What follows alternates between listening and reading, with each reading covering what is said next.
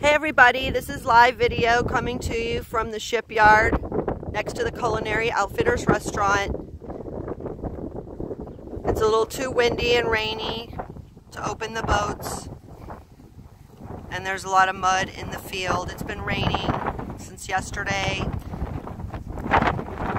how high the water is. Winds are probably a good 20 knots with gusts higher than that.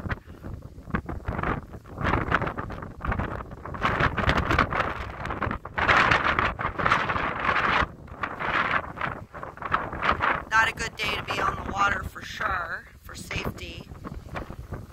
And not a good day to be up on ladders climbing on boats. It's really windy.